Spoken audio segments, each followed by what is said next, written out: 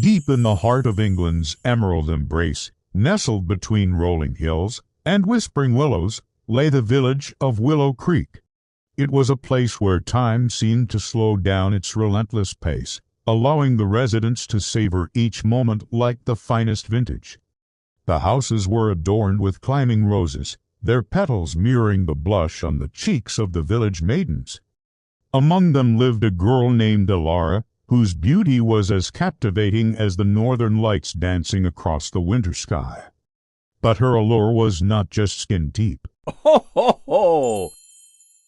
For in her close-knit village, where gossip spread faster than wildfire, her difference was a beacon, a stark reminder of the peculiarity that set her apart. Hope flickered within her like a fragile flame, a lifeline in the sea of despair. Could this forgotten magic be the key to restoring her patchwork quilt of hair? Would it heal the fabric of her identity that was coming undone? Finding the will-o'-wisps was like searching for a mirage, but Alara, with her heart full of hope, persisted in her quest. Ho, ho, ho! The ritual was both exhilarating and terrifying. As she combined the moonstones, the everlasting bloom, and the song of the will-o'-wisp, a surge of energy crackled around her. The air grew thick with anticipation, charged with the promise of transformation. A part of her identity, a part of her magic, was gone. It symbolized the passage of time, the cycle of life, death, and rebirth, the rhythm of the earth that had been a part of her since she was born.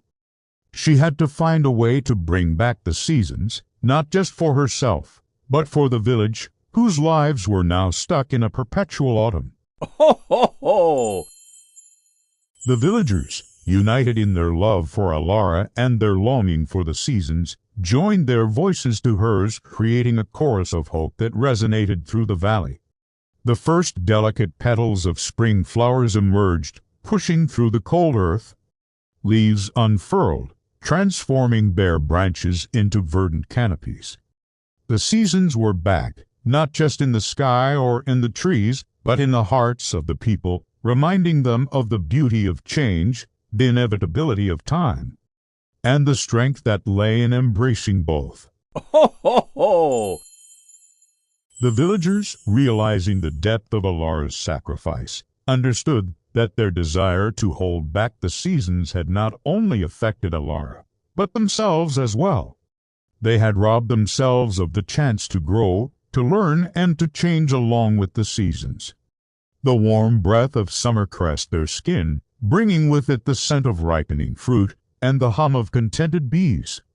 To growth, and to the indomitable spirit of a young girl who had taught them the true meaning of embracing the beauty of life in all its forms. Ho, ho, ho! The girl with the patchwork glow became the girl who embraced the seasons, a symbol of hope, resilience, and the unending beauty of the natural world. As autumn approached, the leaves blazed in a riot of color, and the air grew crisp, carrying the earthy aroma of fallen leaves and wood smoke. And finally, winter blanketed the landscape in pristine white, a soft hush falling over the village as if in reverence to the restored cycle. The air crackled with magic as the spell took shape, as the collective will of the people amplified Alara's own. Ho, ho, ho! And then, as if in response to their call, the sky rumbled. Clouds gathered, chasing away the lingering hues of sunset. The wind picked up, rustling the leaves in a frenzy. The villagers, awestruck, watched as the elements danced to the tune of the spell. With newfound determination, Alara retraced her steps to the attic, the place where her magic had been rekindled. The villagers, sensing the urgency in her steps, gathered outside her house, their faces a mixture of concern and curiosity. Ho, ho, ho! Alara, taking a deep breath, began to weave a new spell, a spell to restore the seasons, to bring back the ever-changing tapestry of life. The realization hit her like a wave, bringing with it a profound sadness. In her quest to be seen as one of them, to be like the villagers with their unchanging lives, she had forgotten the beauty of her own unique existence. The seasons, once a vibrant part of her being, were now distant, cold strangers. Looking at her reflection, she saw not just a girl with midnight hair, Ho, ho, ho! but a girl who had lost a piece of herself, a girl who was now complete, yet felt strangely incomplete.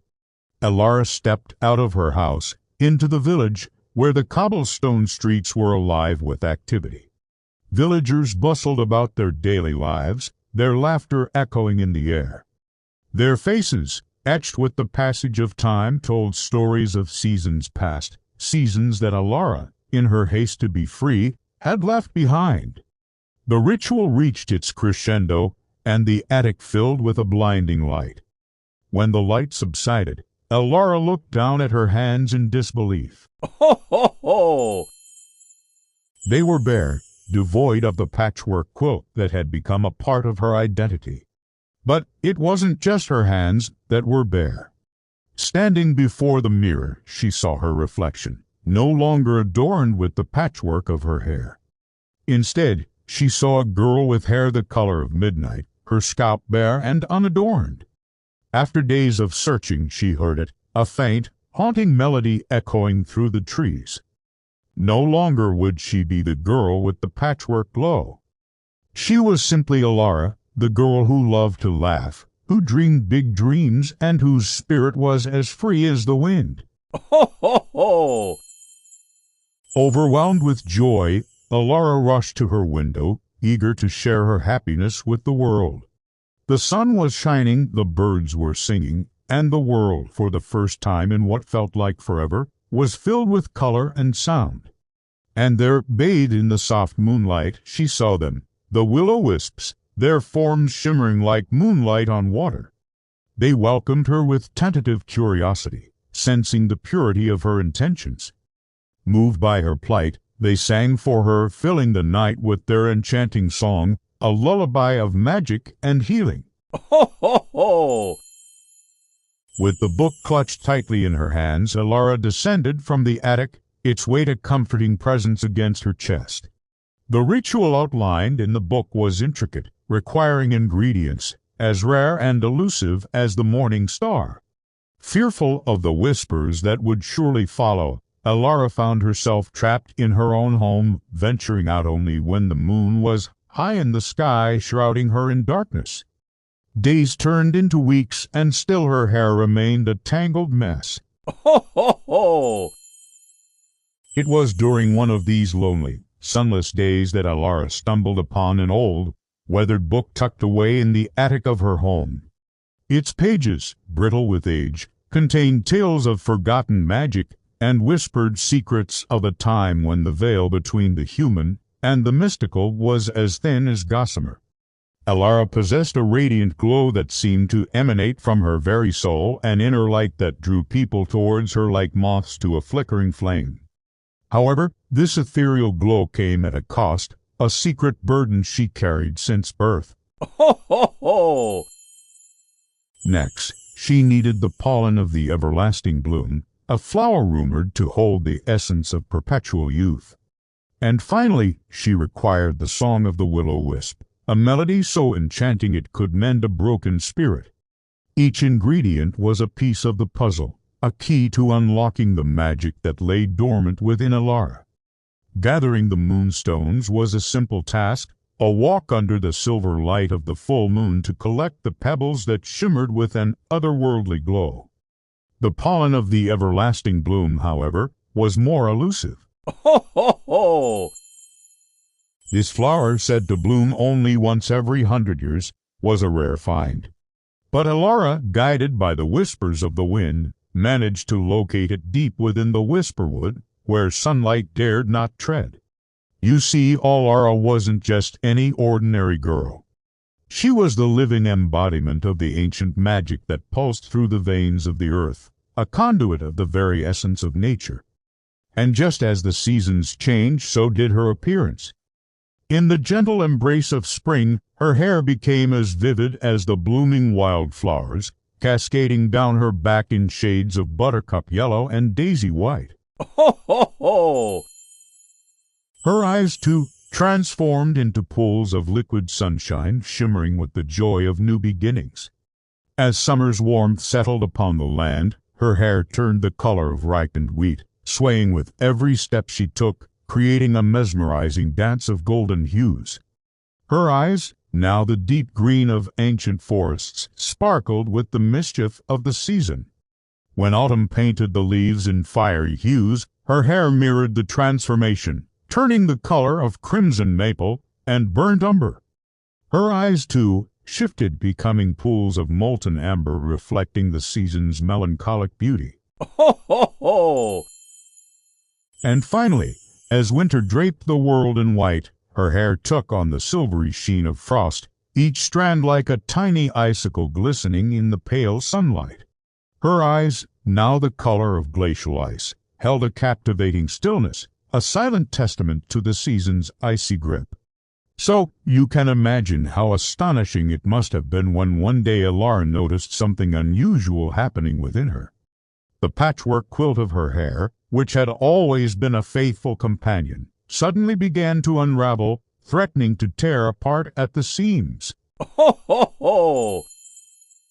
Each strand, once tightly woven into a cohesive whole, was now coming apart, leaving her with a patchwork of disarray. This unexpected change didn't just shock her. It filled her with dread. As she delved deeper into its enigmatic verses, she discovered a ritual, an ancient charm designed to mend not just fabrics, but the very essence of one's being. First, she needed moonstones, pebbles kissed by the lunar glow, which could only be found under the light of a full moon. Ho, ho, ho! Finally, the song of the will-o'-wisp. This ethereal melody was said to be sung only by the spirits of the willow trees, a song that could heal and restore. With all the ingredients gathered, Elara returned to the attic, the very heart of her home, where the essence of her magic resided. In that moment, she understood. The ritual had worked, not just mending her hair, but releasing her from the curse that had bound her for so long. But as the day wore on, a strange feeling crept into her heart, a void where the seasons used to play. Ho, ho, ho! She realized that her patchwork hair wasn't just a curse, it was a connection, a bond with the natural world, a reminder of the ever-changing beauty of life. But as the sun began its slow descent, painting the sky in hues of orange and purple, Elara knew what she had to do. Her voice echoed through the village, carrying with it the weight of her plea. And then, right before their eyes, the seasons began to shift. Elara, her heart brimming with joy, looked out at the village, her home, and smiled. Ho, ho, ho! From that day forward, the villagers celebrated the changing seasons not as a reminder of loss and change, but as a tribute to life. Ho, ho, ho!